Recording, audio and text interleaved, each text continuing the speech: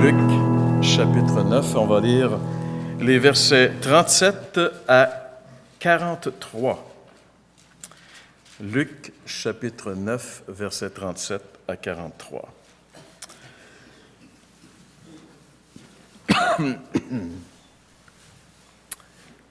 Le lendemain, lorsqu'ils furent descendus de la montagne, une grande foule vint à la rencontre de Jésus. Alors, du milieu de la foule, un homme s'écria, « Maître, je t'en prie, jette les regards sur mon fils, car c'est mon fils unique. Un esprit s'empare de lui et tout à coup, il pousse des cris. L'esprit le secoue violemment, le fait écumer et le quitte à grand-peine après l'avoir tout brisé.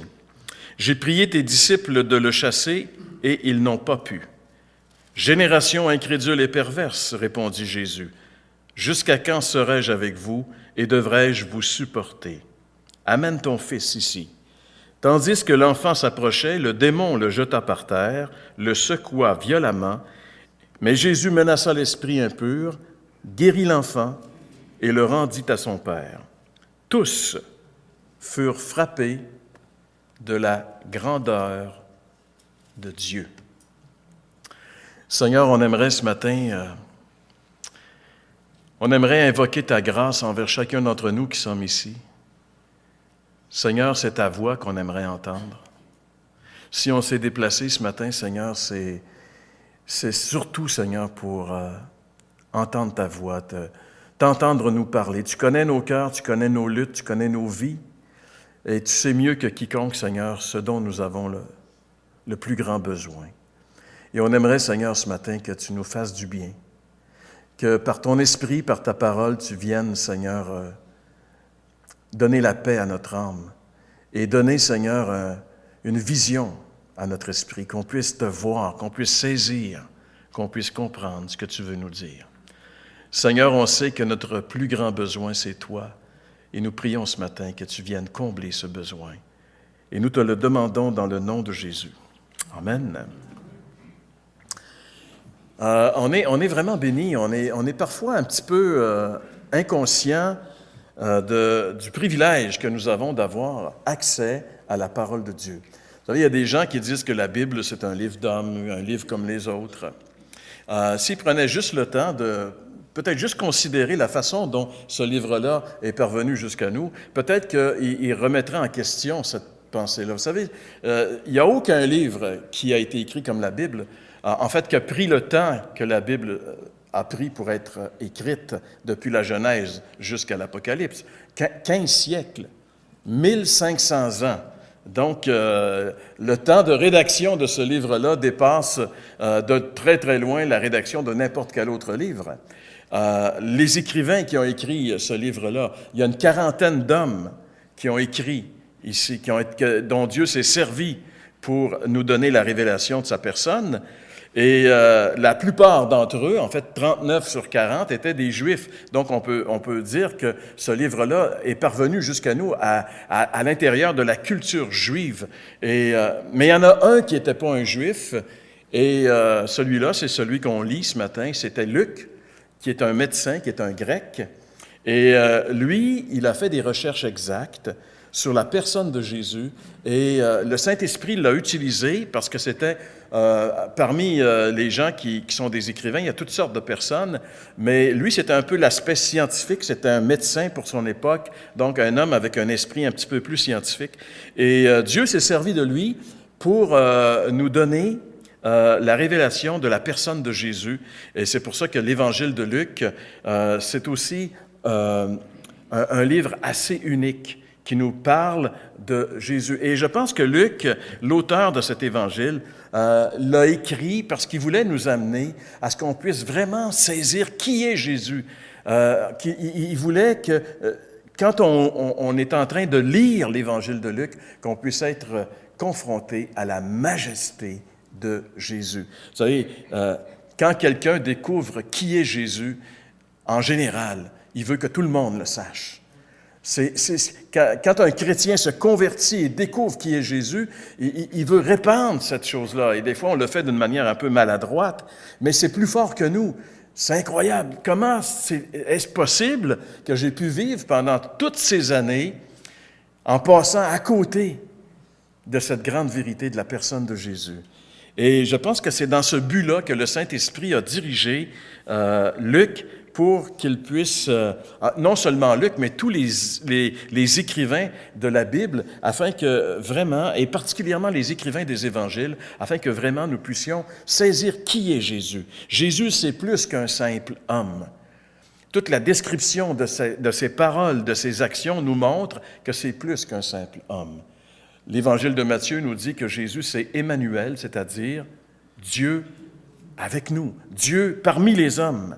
Et cette vérité, elle a été clairement démontrée par différentes occasions. Entre autres, la semaine dernière, on voyait la transfiguration.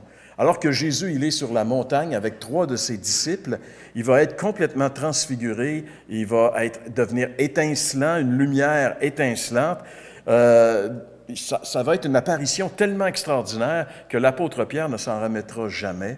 Lorsqu'il est vieux, il va parler de cette apparition. Et il a vu que Jésus était plus qu'un homme. Jésus, c'était Dieu manifesté en chair sur cette montagne. Et ça lui a donné du zèle pour continuer son ministère jusqu'à la fin. Mais Jésus ne se manifeste pas juste, il ne manifeste pas juste sa grandeur sur la montagne de la transfiguration. Parce que lorsqu'ils redescendent de la montagne de la transfiguration, ils vont se retrouver dans la vallée de la vie ordinaire. Vous savez, quelqu'un me disait encore ce matin que dans sa vie, il y a des hauts, et plus les hauts sont hauts, souvent, plus les bas sont bas.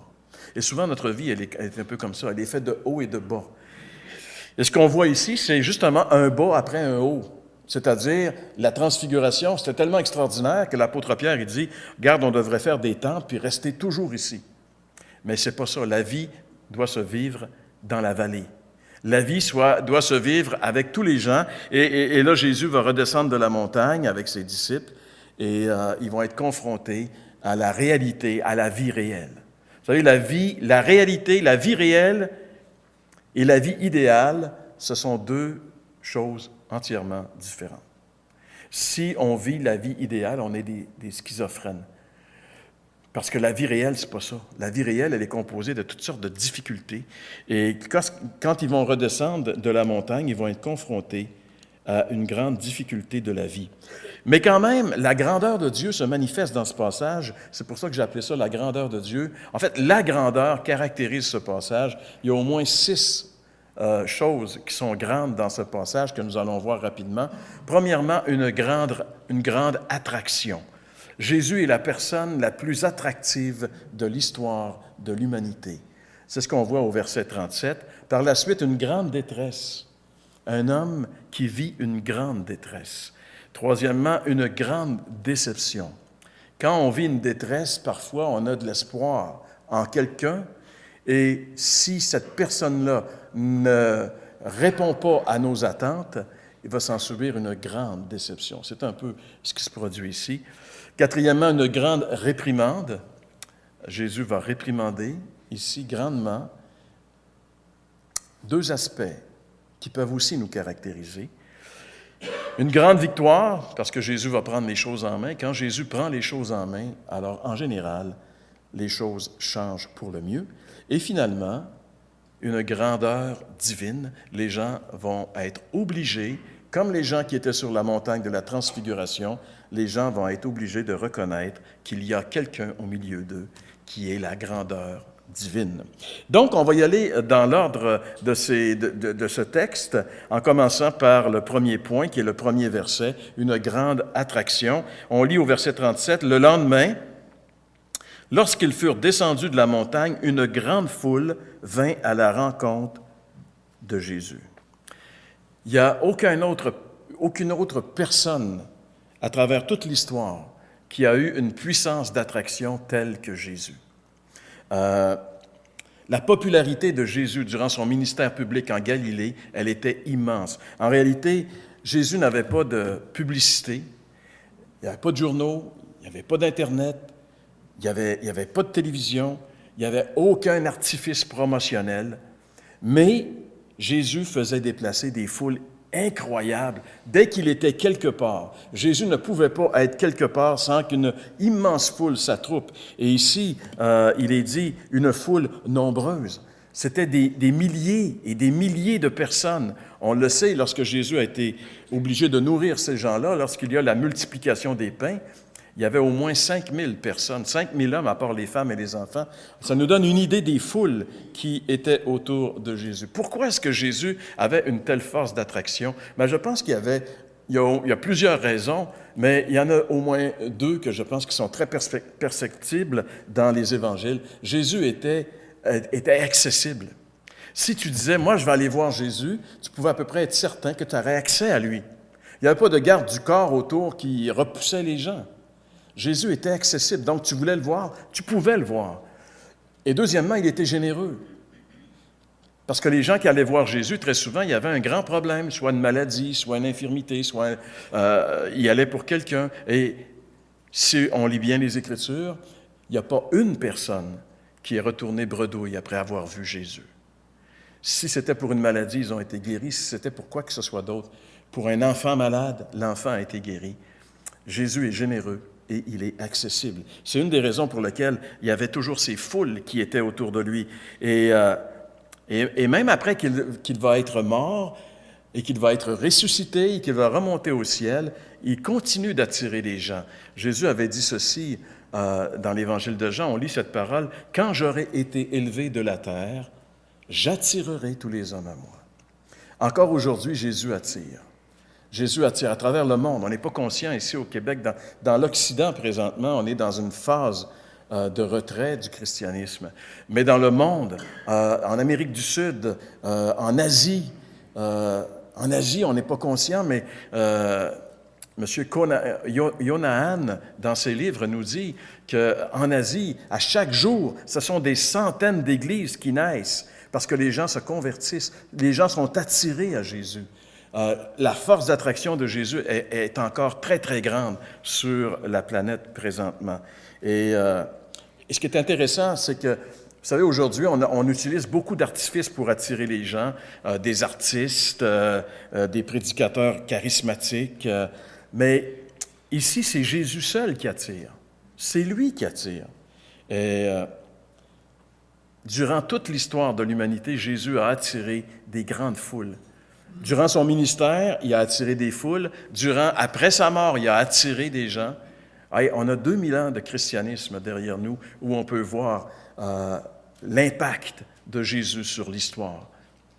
Mais une des plus grandes foules, et sinon la plus grande foule, attirée par Jésus, n'est pas encore arrivée. Elle va venir. Dans le livre de l'Apocalypse, il est écrit que la grande foule, la plus grande de toutes les foules attirées par Jésus arrive dans Apocalypse chapitre 7, verset 9. « Après cela, je regardai », c'est l'apôtre Jean, qui est dans l'île de Patmos, à qui Dieu donne la vision des choses du temps, de la fin des temps. Il dit « Après cela, je regardai, et voici, il y avait une grande foule que personne ne pouvait compter, de toutes les nations, de toutes les tribus, de tous les peuples et de toutes les langues. Et cette grande foule se tenait devant le trône et devant l'agneau, revêtus de robes blanches. » C'est l'ensemble des élus, l'ensemble des sauvés de toute l'histoire qui se retrouvent. C'est le moment le plus important devant l'agneau. L'agneau qui est la raison pour laquelle ces gens-là peuvent avoir des robes blanches. Parce que pour se trouver là, il faut avoir une robe blanchie par le sang de l'agneau, par la foi dans l'œuvre de Christ. Alors, c'est la plus grande foule, et cette foule-là va arriver. Donc, la force attractive de Jésus, elle est là, toujours, et elle va se manifester encore plus à la fin des temps. Mais la question que j'aimerais te poser ce matin, est-ce que tu vas être dans cette foule? Vas-tu faire partie de cette grande foule qui va être là à la fin des temps? Alors, Jésus revient de la montagne de la Transfiguration avec 3 de ses disciples. Il revient en bas, puis il y a une grande, grande foule qui l'attend. Et à l'intérieur de cette grande foule, il y a quelqu'un qui est dans une grande détresse. C'est notre deuxième point, versets 38 et 39. « Alors, du milieu de la foule, un homme s'écria, « Maître, Je t'en prie, jette les regards sur mon fils, car c'est mon fils unique. Un esprit s'empare de lui et tout à coup, il pousse des cris. L'esprit le secoue violemment, le fait écumer et le quitte à grand-peine après l'avoir tout brisé. Ça, c'est la réalité de la vie. On n'est plus sur la montagne de la transfiguration, maintenant on est dans la vallée de la vie, la vallée de la souffrance. Parce que la vie ordinaire, c'est souvent la détresse. Un homme de la foule s'écria. Une grande foule, puis il y a un homme qui crie. Un homme, parce que vous savez, quand on lit ça, des fois, on s'imagine une grande foule. Mais je ne sais pas si vous avez déjà vu une foule. Une foule, c'est bruyant. C'est bruyant, une foule. Ces gens-là ne sont pas silencieux, puis ils ne bougent pas. C'est une foule en mouvement, une foule de gens qui parlent. Alors, pour que ta voix se fasse entendre à travers la foule, il faut vraiment que tu cries. Et pour crier dans une foule, il faut que tu aies une raison valable. Parce qu'en réalité, ce cri est un cri de désespoir. Et souvent, crier à Dieu, c'est ce qu'on fait dans le dernier recours. Et cet homme crie et il dit « Maître ». Il appelle Jésus « Maître ». Et le mot grec qui est utilisé ici dans le texte de Luc, c'est le mot « didaskalé » qui veut dire « enseignant ». En utilisant ce terme, en réalité, cet homme-là reconnaît que Jésus est une autorité spirituelle. Il reconnaît que Jésus est une autorité. Il croit que Jésus a la capacité de lui venir en aide. Et il dit, jette un regard sur mon fils. Son fils est avec lui. Parce que c'est mon unique. Cet homme-là est un père d'un enfant unique. Il a juste un fils. Malheureusement, le fils qu'il a, il est possédé d'un démon.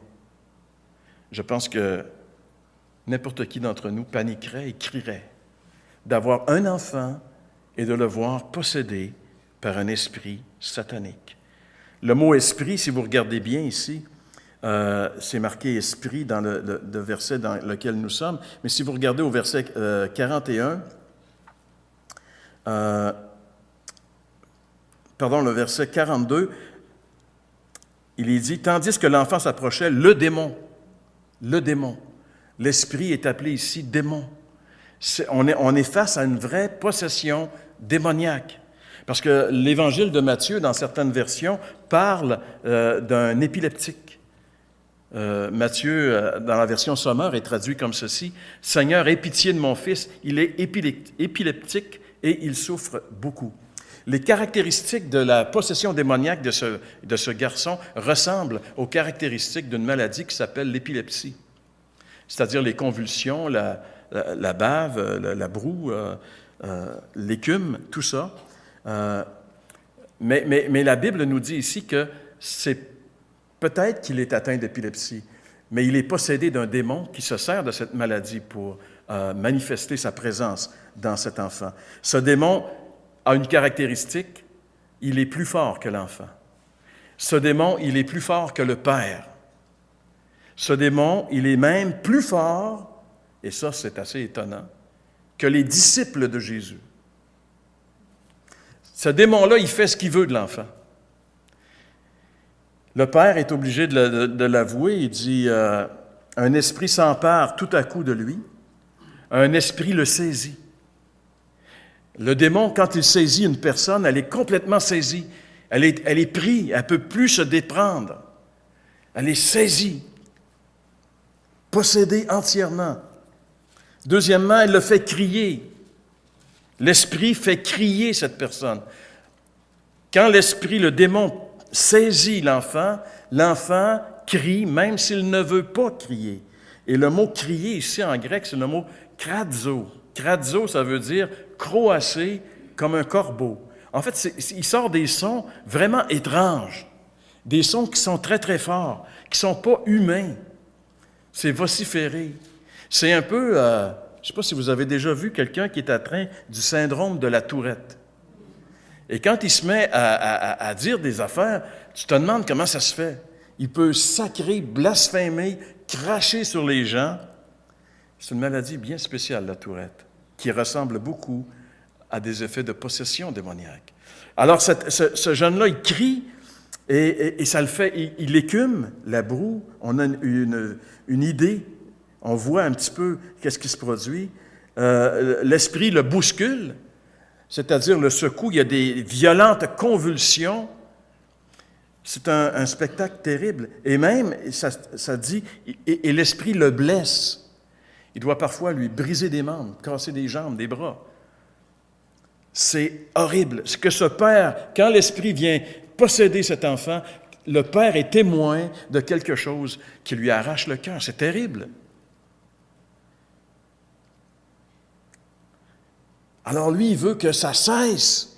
Et il entend parler de ce guérisseur qui se promène à travers la Galilée et qui guérit des gens, qui a même fait revenir des morts à la vie. Alors c'est son espoir. Alors il amène son fils à Jésus. Malheureusement, quand il arrive, Jésus n'est pas là. Jésus est monté sur la montagne de la transfiguration, il n'est pas là. Mais ses disciples sont là. Alors si c'est ses disciples, ça doit faire la job. Hein? Les disciples doivent être comme le maître. Alors il amène son fils aux disciples. Et regardez au verset 40, il a été amèrement déçu. J'ai prié tes disciples de le chasser, mais ils n'ont pas pu. J'ai prié tes disciples. Heureusement, Jésus est arrivé après. Mais avant que Jésus vienne, l'homme est arrivé aux disciples de Jésus.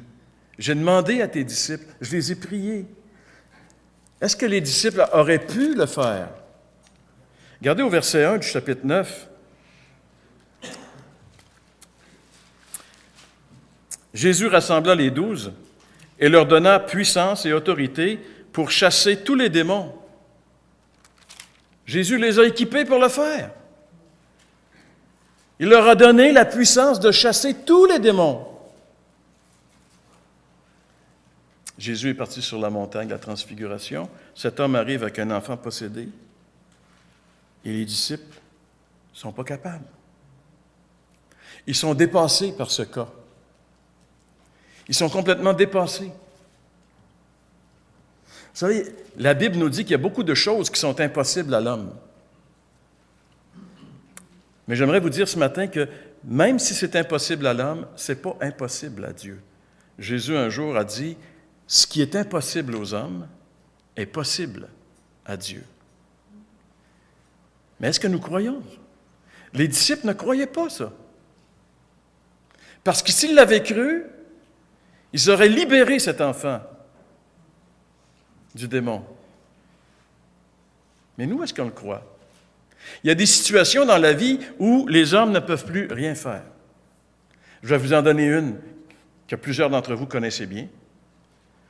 Une de nos sœurs s'appelle Lorraine. Depuis 2 ans, elle est atteinte d'une maladie vraiment étrange et mystérieuse. Tous les médecins, les spécialistes de Montréal font des tests, essaient de trouver qu'est-ce qu'elle a. Et il y a quelques semaines, on découvre enfin sa maladie. Mais on dit, c'est une maladie très rare auquel nous ne connaissons pas de remède. Donc, c'est une maladie incurable et mortelle. Quelle est la perspective de Lorraine? D'attendre la mort. Les hommes lui ont dit, nous, on ne peut pas rien faire. On ne peut pas, ça nous dépasse. Mais nous, est-ce qu'on croit que Jésus n'est pas dépassé par ça?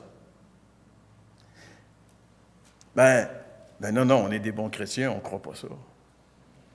On croit que Dieu peut arranger ça, mais on dit, si c'est sa volonté. Hein? On a une petite sorte de... on est quand même pas pire, si c'est sa volonté. C'est vrai. Mais souvent, le petit « si c'est sa volonté », c'est notre incrédulité. Est-ce que nous croyons vraiment que là où les hommes ne peuvent plus rien faire, le Seigneur peut faire quelque chose? Si on le croit, on va intercéder jusqu'à ce qu'on voit la chose arriver.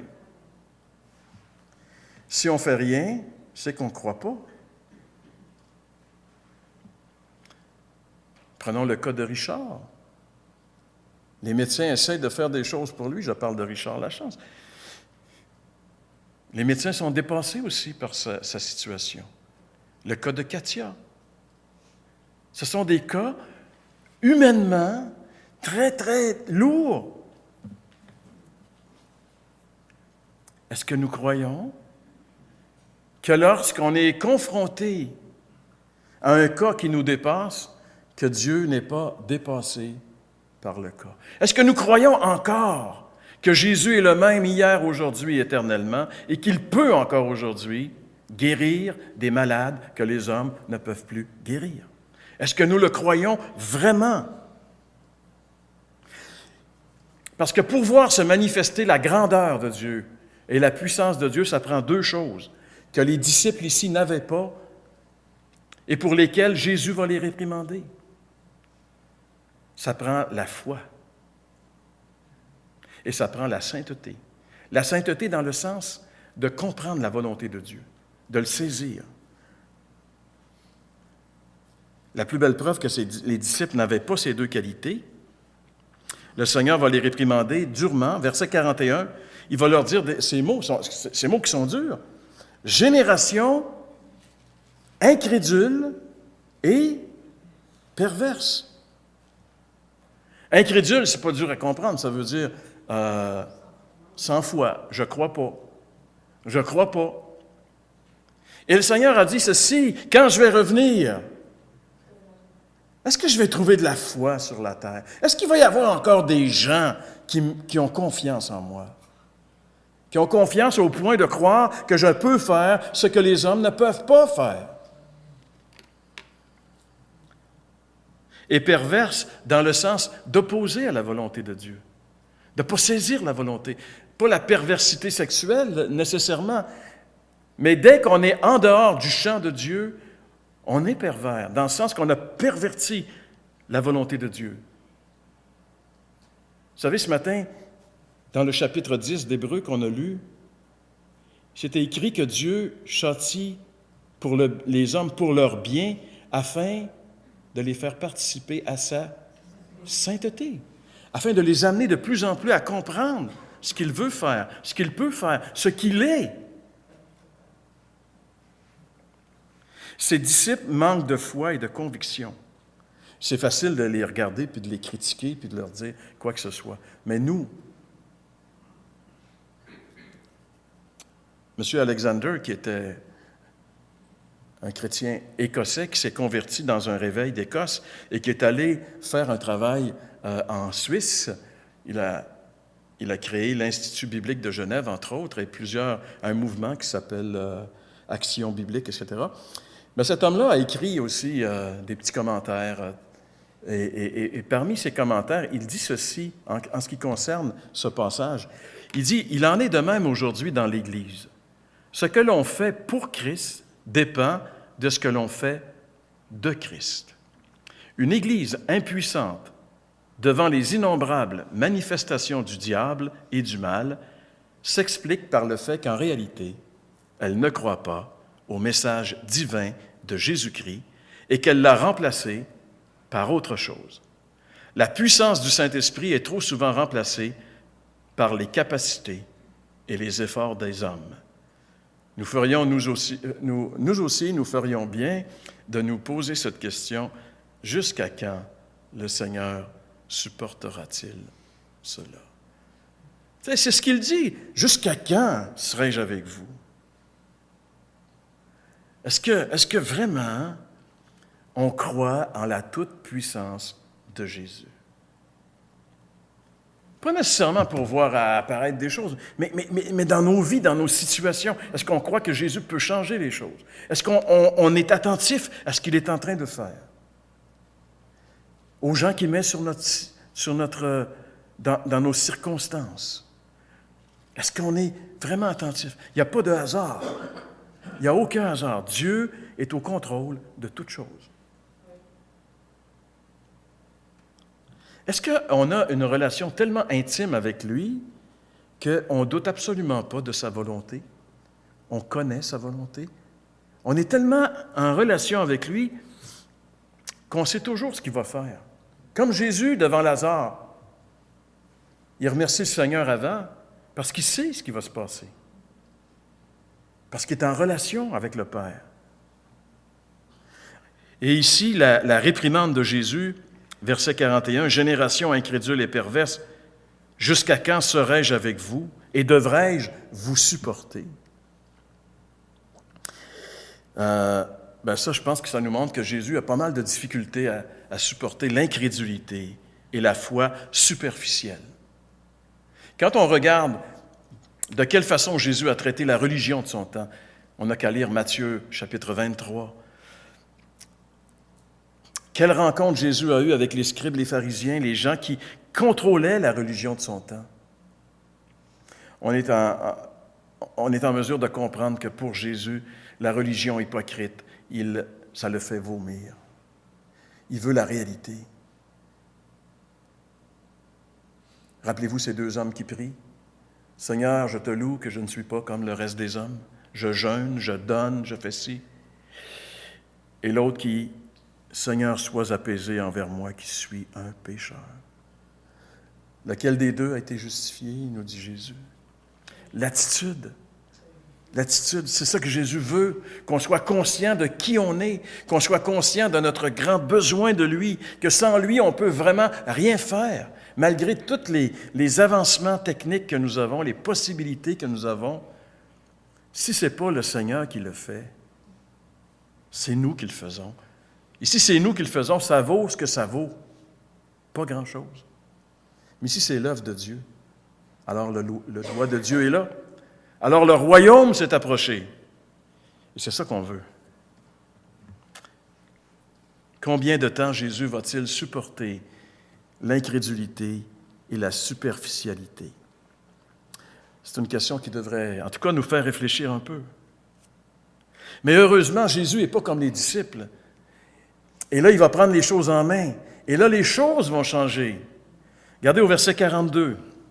« Tandis que l'enfant s'approchait, le démon le jeta par terre et le secoua violemment. Mais Jésus menaça l'esprit impur, guérit l'enfant et le rendit à son père. » Dès que l'enfant entre en contact avec Jésus, dès que le père amène l'enfant, plus l'enfant se rapproche de Jésus, plus le démon ne peut plus résister. Le démon s'agite et le démon va saisir l'enfant, le jeter à terre, le secouer. Sauf que cette fois-ci, le démon il va faire face à quelqu'un qui est plus fort que lui. Le démon est face à Jésus. Et la Bible dit que face à Jésus, les démons, ils tremblent, ils ont peur. Jésus est le Créateur, c'est pas n'importe qui. Cet enfant, pour la première fois de sa vie, est confronté au Créateur. Le Père est là, puis il voit ça. Les choses vont prendre une autre dimension maintenant. C'est fini le règne de la terreur de Satan. Il va être complètement détrôné. Jésus va libérer l'enfant, va guérir l'enfant. Jésus va libérer l'enfant en 3 mouvements. Première chose qu'il fait, il menace le démon. Il menace le démon. Il le réprime, il le neutralise. Le démon ne peut plus rien faire. Vous savez, les démons, ils sont forts, ils sont arrogants, mais devant Jésus, ils sont liés. Jésus menace le démon. Deuxièmement, Jésus guérit l'enfant. Il le libère de son emprise. Le démon saisit l'enfant, Jésus le libère. L'enfant, pour la première fois de sa vie, il est libre. Le démon n'est plus là, ne peut plus le saisir. Et là, Jésus va le rendre à son Père. Imaginez-vous ce Père. Mettez-vous dans la peau de ce Père qui, pendant toutes ces années, a vécu ce drame, cette détresse de voir son enfant dans cet état. Et maintenant, Jésus le rend à son Père, complètement libéré. En 3 mouvements seulement, Jésus règle un problème qui était humainement insoluble. C'est tellement unique et c'est tellement extraordinaire que tous les gens qui voient ça arrivent à la même conclusion, verset 43. Tous furent frappés de la grandeur divine, de la grandeur de Dieu. Ils ont vu dans le geste de Jésus, dans la puissance de Jésus, qui combinait sa puissance et sa miséricorde. Vous savez, les miracles de Jésus sont toujours attisés par deux choses, sa puissance, mais aussi son amour. Jésus veut que cet enfant soit libéré. Il veut que ce père puisse jouir d'une véritable relation père-fils avec son fils. Mais l'ennemi est venu entre les deux pour brouiller ça. Et Jésus va arranger la situation. Parce qu'il aime le Père, il aime le Fils. Et il a la capacité, il est le seul qui a la capacité de régler ça. Et quand les gens voient ça, ils voient la grandeur de Dieu. Le mot grandeur ici, mégaléiotes en grec, ça veut dire la majesté, la splendeur. Ils ont vu En fait, ces gens-là, devant cet événement, ont vu en Jésus la même chose que les disciples lorsqu'ils étaient sur la montagne de la Transfiguration. Ils ont vu la grandeur de Dieu dans la personne de Jésus. Le geste que Jésus a fait maintenant démontre ici que Dieu est grand, que Dieu est puissant et qu'il est venu au milieu des hommes pour les libérer de l'emprise du péché et de Satan. Ils ont vu ça. Ils ont vu la grandeur de Dieu. Je termine en vous demandant, est-ce que vous avez expérimenté personnellement la grandeur de Dieu dans votre vie personnelle, en laissant Jésus vous pardonner et vous libérer? Ce qu'il a fait pour ce jeune homme il y a 2000 ans, il l'a fait tout au long de l'histoire du christianisme et il continue de le faire pour toute personne qui, honnêtement, reconnaît qu'elle a un problème humainement insoluble et vient à Jésus pour avoir la vraie délivrance. Toute personne qui vient va expérimenter. En ce qui me concerne, il y a plus de 40 ans, j'ai expérimenté le pardon de mes péchés et le renouvellement de l'esprit parce que je suis venu à Jésus tel que j'étais avec mon péché. Est-ce que je crois personnellement aujourd'hui que Jésus peut en faire encore des choses que seul Dieu peut faire? Est-ce que mon Jésus est le Jésus divin ou est-ce que c'est un Jésus humain que j'ai inventé qui a ses limites et qui très souvent n'est pas intéressé? Quel est le Jésus en qui je crois? Est-ce que j'ai compris que c'est uniquement par la foi en Jésus qu'on peut voir la gloire de Dieu? Vous savez, j'ai perdu mes affaires, mais j'avais un dernier petit verset à vous montrer. Et je vais vous le montrer. Vous allez le voir apparaître. C'est une parole que Jésus dit à Marie devant la tombe de son frère Lazare. Si tu crois, tu verras la gloire de Dieu. Si tu crois, tu verras la gloire de Dieu. Eh bien, je pense qu'à la fin, tout ce qu'on peut demander au Seigneur, c'est qu'il vienne augmenter notre foi pour que nous puissions voir la gloire de Dieu se manifester dans nos vies et se manifester également dans la vie de son Église. Il connaît nos détresses, il connaît nos difficultés, il connaît tout ce que nous vivons, il connaît nos impossibilités, mais il aimerait aussi qu'on expérimente sa grandeur, sa puissance. Jésus, il est entièrement suffisant pour tous nos besoins. Nous n'avons pas besoin de rien d'autre que de la personne de Jésus. On n'a pas besoin d'aller courir à qui que ce soit, sinon de venir à Jésus, comme ce Père est venu avec son enfant.